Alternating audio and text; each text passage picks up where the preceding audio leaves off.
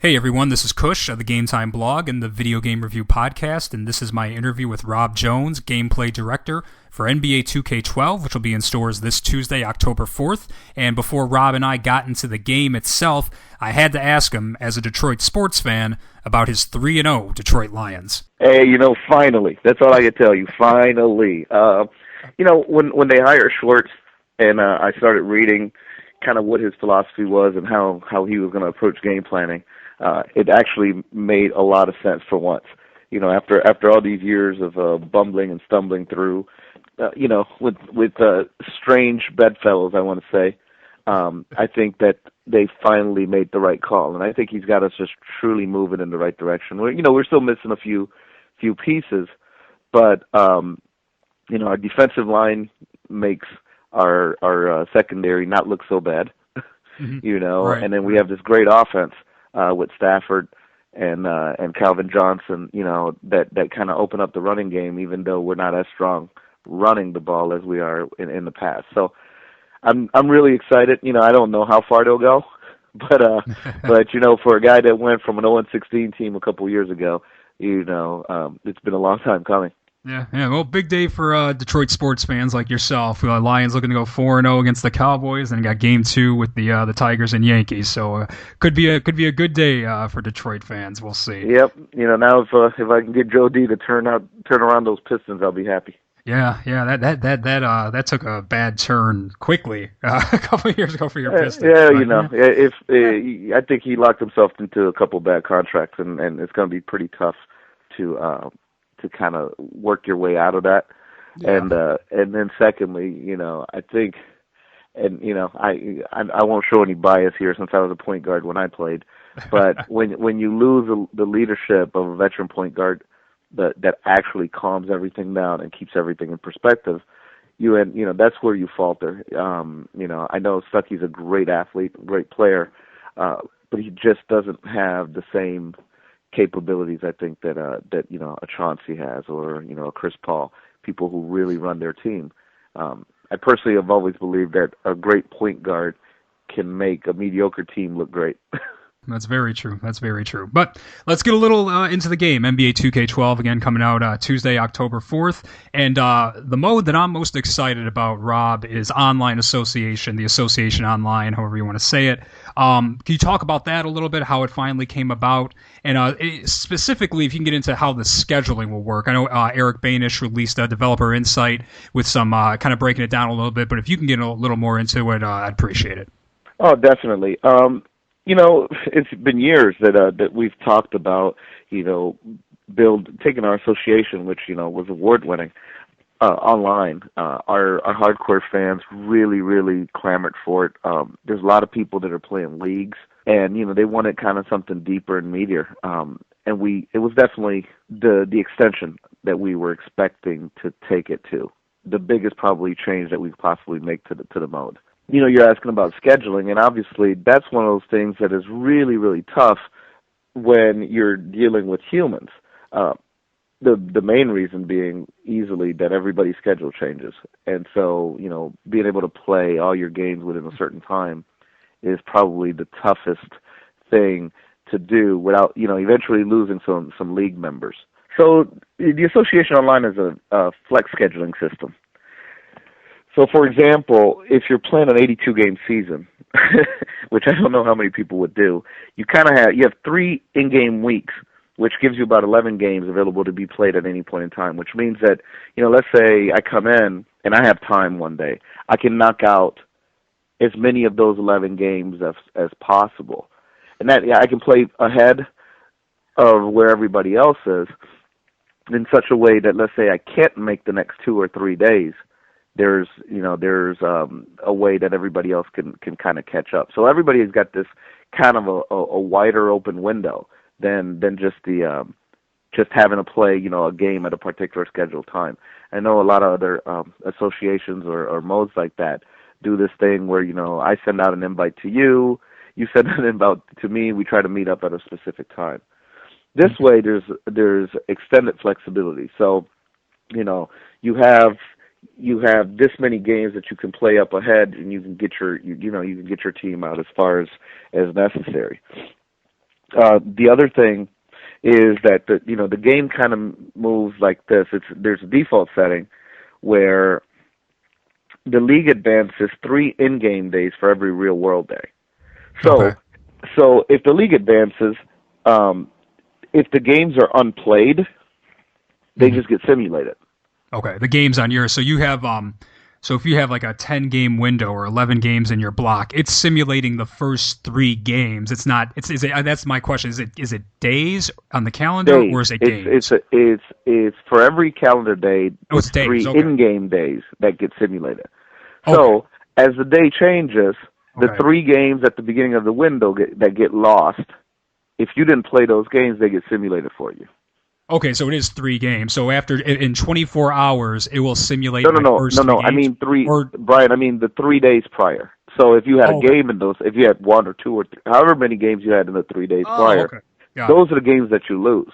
Okay, so Excuse me. that's where I was kind of confused. So like it will sim November 4th, 5th, and 6th in 24 hours. Correct. And if you Correct. happen to have 2 games in those 3 days, a back-to-back, and you didn't play them, those would get simulated. Those will get simulated for you to keep Gotcha. you current. Gotcha. And you always have those 10 or 11 games ahead of you that you can keep playing.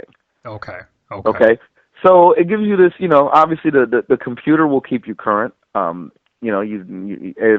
as much time as you have, you can devote, and then it's not holding up the rest of the people that are involved in the league. Right. And you have the option to make it longer than 24 hours as well if you're a commissioner, right? Correct. That's a flexible thing. For a private, because you have what Eric wrote down in his insight, there's going to be public associations online as well as private. So you can kind of get in a group with a bunch of people if you want to, or you can make your own and have as many people as you want in there. Correct. Oh. Correct. All right, well, Rob, another thing I wanted to ask you, and I really didn't realize how important this was until last season. I had started posting my own gameplay videos and doing a blog where I was interacting with fans more. But I love a good pair of Jordans as much as the next guy. I was born and raised in Chicago. Love MJ. Love my Jordans. But I didn't realize how important shoes were to people on the game. Typically, for me personally, when I play the game, once I start playing, I'm not noticing the shoes. But people love their shoes. So I wonder if you could talk a little bit about the shoes. And what Eric mentioned in the conference call last Friday was that you guys will actually do shoe updates during the season. And can you also talk about what type of options you have as far as editing the shoes? Well, shoes, believe it or not, was one of my biggest pushes. For years now, I've been saying, hey, you know what? The culture of basketball requires that the fashion side of the player is respected as well. Right. And nothing is truer than that than the shoes themselves. Yep. So, last year we took that big step forward. We put all the old retro Jordans that people have been collecting in. Mm-hmm. This year we take it a step further by including a full customizable Nike ID suite that really reflects exactly what you see on the website. Okay. So we worked, hand in hand with Nike this year, and it was a great partnership because they really want to be represented correctly, and we wanted to finally take that leap from, they say they have shoes to, hey, you know what? They have every shoe in the game that people are out there wearing and buying. There's a few we missed. I'm here to tell you because I wanted things like recently Nike's been taken to doing player editions. Okay. Like they're called player edition shoes, right? And so they'll take a shoe that's available in the market. It's not necessarily made for them, but they'll customize it. So, like for example, last year I was at a game and I noticed that Tony Parker was wearing a shoe that I hadn't seen anywhere. And, and talking to the guys at Nike, that was a shoe that was only released in Japan that he really liked. And they kind of customized it with his signature and his number and his look. It was the same model, but customized. And those are the little things that when you see the guys that are following Kicks Online or Nice Kicks or different websites that are really into this whole shoe kind of subculture is the way I look at it. Yeah. It's one of those things that, we found that was just an area where we were missing an opportunity to really bring in or really validate the fact that, hey, you know what? Not only are we trying to make you play the game the way the league is played, but really experience basketball in the way that anybody who loves the sport really lives it in real life. So, one of the big things for me was, hey, you know what? One of the coolest things is shoe releases, and having the most current shoe when it comes out. So with Nike, we started talking about, hey, you know what? We want to be able to release a shoe as it comes out. So, there's two things that go on. Usually Nike, they're far out in their product preparation. So, like, let's say, they already know what shoes are coming out 6 to 9 months from now. A lot of times, what they don't know is, is it going to be a special colors? Is it going to be a special way? Kobe's grit shoe last year, for example, was I know it wasn't necessarily the best received shoe, but it was a surprise, and everybody talked about it the following day after he played that Christmas game. Right. And we wanted to be able to deliver that type of experience. So now, let's say LeBron comes out and he plays in a particular shoe on a specific day. That morning you turn the game on, and we announce it, and you download it. And so, for that shoe fanatic, we feed into that fetish for them as well as anything else. Right. And this is part of the game. It's not DLC that you'd have to pay for? No. This is definitely part of the game. It's just one of those things where we wanted to continuously update the content so that it just stayed fresh for you throughout the year. Right, exactly. Rob, I wanted to talk about the rookies and how this is hampered by the lockout. And as diehard NBA fans, we all hope that that gets resolved soon. So we know the game, because of certain contractual agreements, you can't have the rookies on there yet because of the lockout. My question is, when the lockout eventually gets lifted, hopefully soon, is it as simple as you guys just pressing a button and sending the rosters, or because of the lockout, have you not even been allowed to even start working on player models for a Kyrie Irving or someone like that? Well, I can't answer the question in as specific a way as I'd like to, but let's put it this way. We've always done roster updates, and the roster updates are as simple as us adding a new person and giving them stats. Okay. The ability that we've never had before, and it's something that you alluded to, was the ability to really download a new player. And what I mean by that is his likeness, his body, his face, his player card, all those items that required us downloading game assets. The game just wasn't built for that. The game was built to have a specific set of assets that were on the disk, and then we could pipeline in what I like to call text data.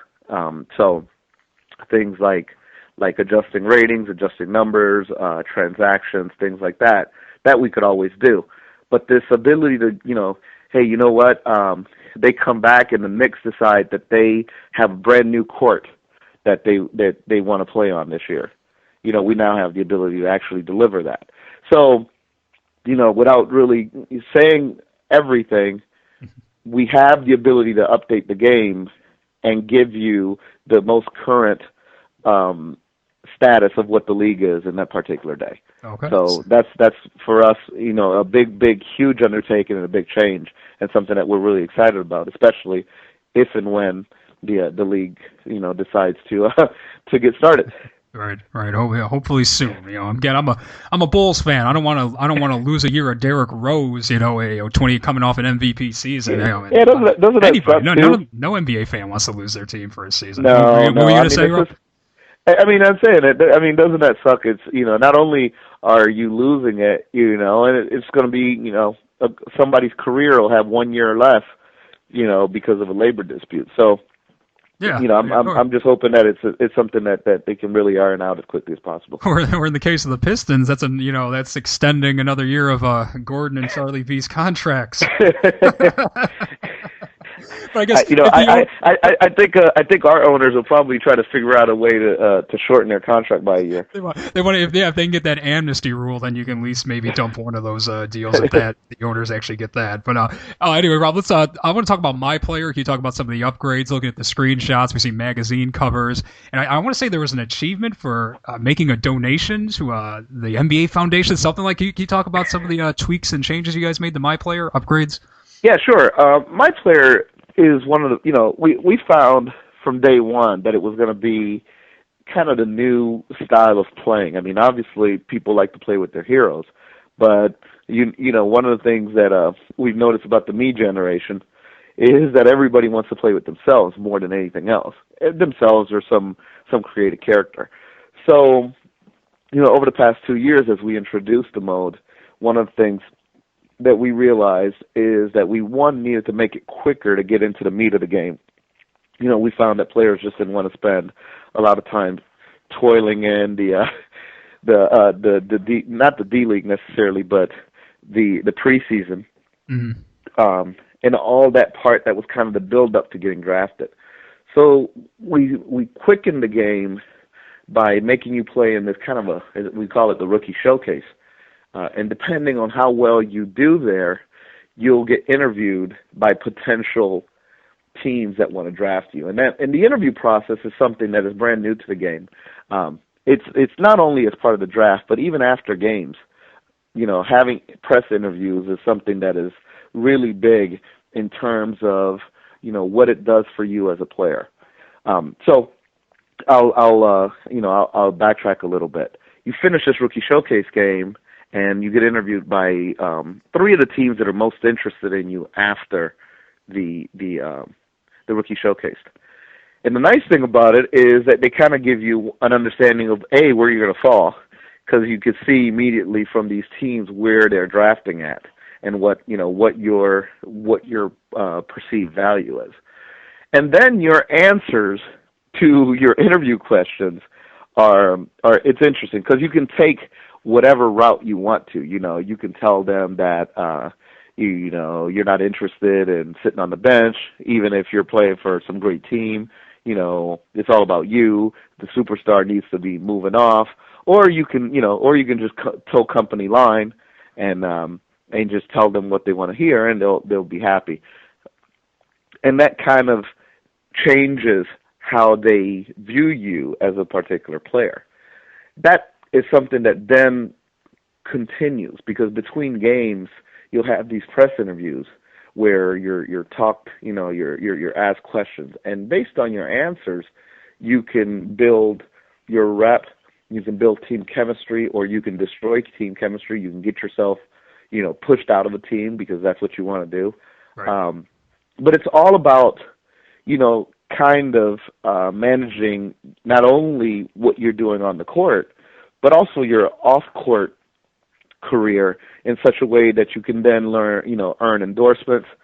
We have things like, you can actually film a real commercial in game this year.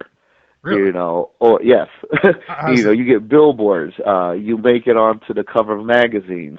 And this is all, like I said, built not only through your on-court achievements, but also through how you respond to team controversies and things like that throughout the year, throughout your career. So that donation to the NBA Foundation that you saw as an achievement, right, is another way of really building yourself, your image as you progress through your career. Other changes that we've made, obviously on the gameplay side, that's it's a tough. My player is different because you only control that guy. So balancing out that the way that feels to users is something that we really worked on heavily this year to ensure that moving when you're off ball or playing defense, because you only control that one guy. We needed to make that a lot more accurate this year. So we worked heavily on that. We worked on the teammate grade because it was flaky in some ways, and we needed kind of better response. New drills. The whole mode overall just a huge change or evolution to it, because like I said, it's one of those places where I think most people spend a lot of time. Well, Rob, last question for you, and I appreciate your time here on a Sunday morning as you're getting ready to take a long flight to Australia, and I wish you safe travels on your flight. There's some rumors, and I don't know if there's been any confirmation about this, that the crew games won't be part of NBA 2K12. Can you speak on that at all? I cannot at this time. I can't speak to it. Mostly just because our online work is something that's kind of ongoing. Okay. It's one of those things where we're continuously trying to evolve it. I mean, obviously, with the explosion of NBA 2K in the past couple of years, especially like last year, we've had our struggles, and I think it's public knowledge that we've had our struggles in terms of that. So the architecture for how our online service works this year, was kind of rebuilt with this, knowing that we needed to accommodate so many more fans. Okay. And so whereas some features may have or may not have been kind of streamlined, I at this exact moment in time, I can't answer because I don't know the exact specifics of how some things got changed and others. So that's pretty much as much I can tell you there, Brian. No, not a problem, Rob. Again, I appreciate your time on a Sunday morning. Thanks so much for coming on and doing it. It's always good talking to you, and hopefully we can do it again next year. Oh, no problem. It's always a pleasure to come out here, especially talking Midwest sports, Chicago and Detroit. I'm always happy to do that.